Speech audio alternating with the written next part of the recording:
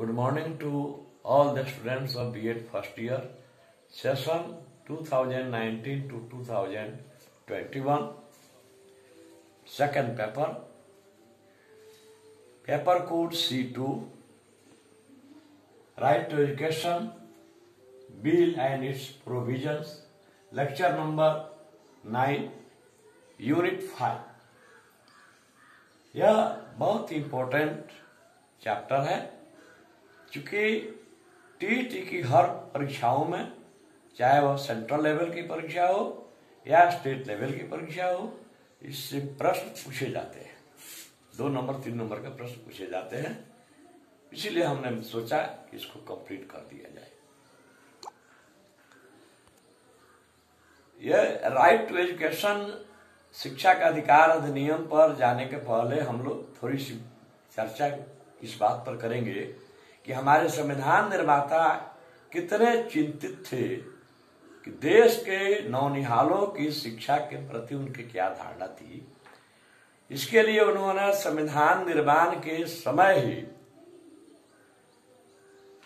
भारतीय संविधान के चौथे भाग में अनुच्छेद 36 से 51 के बीच राज्य के नीति निर्देशक तत्वों का वर्णन किया है।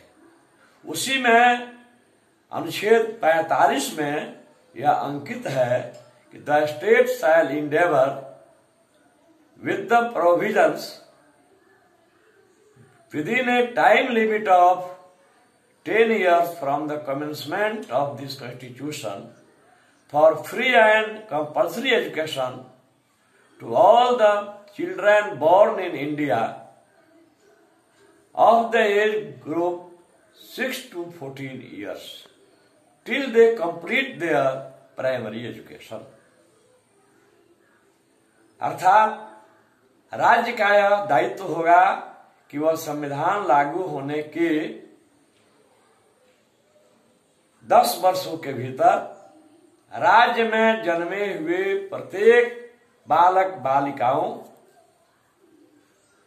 चाहे वे किसी भी धर्म, संप्रदाय, भाषा, क्षेत्र इत्यादि के हों, बिना इसका क्या भेदभाव किए हुए उनको निःशुल्क एवं अनिवार्य शिक्षा की व्यवस्था करेगा। फिर भी इतना के बावजूद भी वे सारे प्रावधान लागू जिस रूप में होना चाहिए था नहीं हो पाए। अतः 2002 ईस्वी में भारतीय संविधान में 86वां 86 सुधार संशोधन किया गया और इस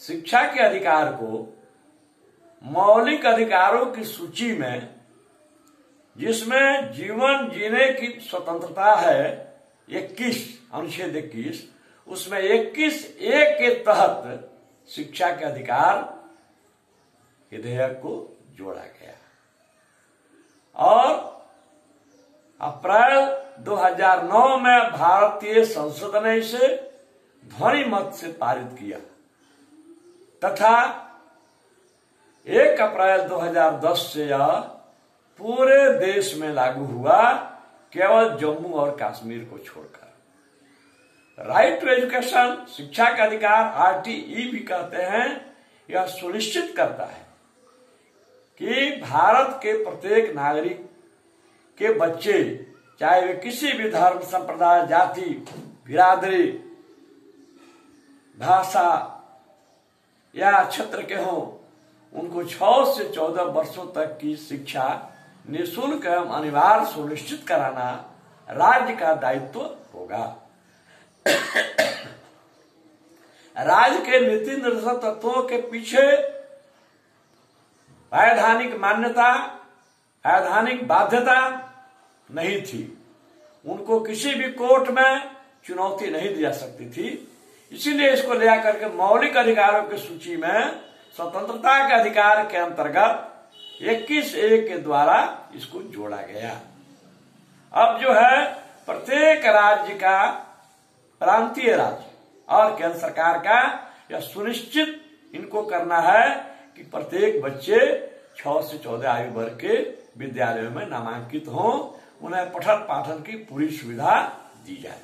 आइए अब इसको हम लोग देखेंगे कि करके आरटी कानून 4 अगस्त 2009 को बना और लागू हुआ 1 अप्रैल 2010 से। 86वां संशोधन विधेयक 2002 में लाया गया। इसका प्रभाव क्षेत्र जम्मू कश्मीर को छोड़कर, जो उस समय अनुच्छेद 70 के अंतर्गत विशेष राज्य का दर्जा उसको था, अब तो उसको हटा दिया गया है और संघ शासित प्रदेश बना दिया गया है। लेकिन उस समय जो है जम्मू कश्मीर को छोड़कर पूरे भारत में इसको लागू करना है। अब आरटी की विशेषताएं क्या है? निजी विद्यालयों में 25% सीटें अति निर्धन छात्रों के लिए आरक्षित होंगी। दूसरा, 6 से 14 आयु वर्ग के सभी बच्चों को निःशुल्क एवं अनिवार्य प्राथमिक शिक्षा प्राप्त करने का अधिकार होगा। तीसरा है, स्थानीय निकायों और स्थानीय प्रबंध कार्य विद्यालय समितियों का यह दायित्व होगा कि वे विद्यालय से बाहर जो बच्चे इस आयु वर्ग के हैं उनको ले आकर के विद्यालय में नामांकित करावें। 6 से 14 आयु वर्ग के किसी भी बच्चे को अगले विद्यालय में प्रोन्नति नहीं रोकी जाएगी, अर्थात किसी को फेल या अनुत्तीर्ण नहीं किया जाएगा। उनके लिए कोई भी बोर्ड परीक्षा देय नहीं होगी। नेक्स्ट, जिन विद्यालयों के पास भौतिक संरचनाओं, इंफ्रास्ट्रक्चर, जिसमें आता है विद्यालय भवन, 4 दीवारी, उपस्कर, खेलकूद के सामान, शौचालय, पेयजल, बिजली, इन सब की जिनमें भी कमी है वे 3 वर्षों में इसकी पूर्ति कर लेंगे।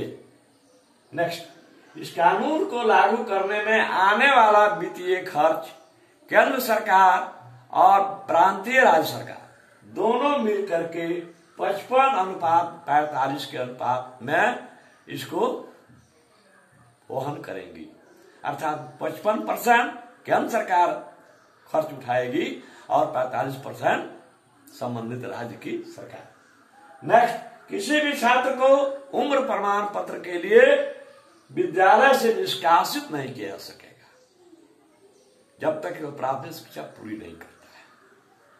गुणवत्तापूर्ण शिक्षा हेतु निम्नलिखित कदम उठाए जाएंगे। योग्य एवं प्रशिक्षित शिक्षकों की नियुक्ति, विद्यालय में प्रचुर संसाधनों, इंफ्रास्ट्रक्चर जिसकी चर्चा भी किए हैं की उपलब्धि, शिक्षकों को सामयिक प्रशिक्षण दिया जाएगा, 7 रोज का या 51 दिवसीय या 15 दिवसीय समय समय पर उनको प्रशिक्षण दिया जाएगा।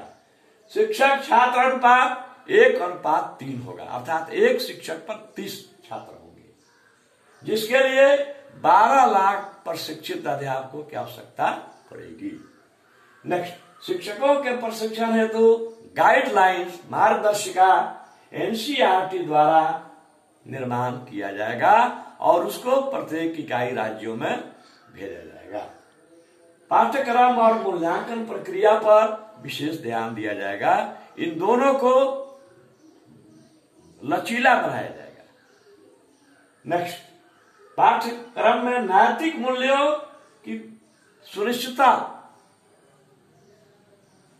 की जाएगी। नैतिक मूल्य आवश्यक है, जैसे ईमानदारी, परोपकार, सेवा, दया, इसको सुनिश्चित कराना है, इसीलिए पाठ्यक्रम में इनको स्थान देना है।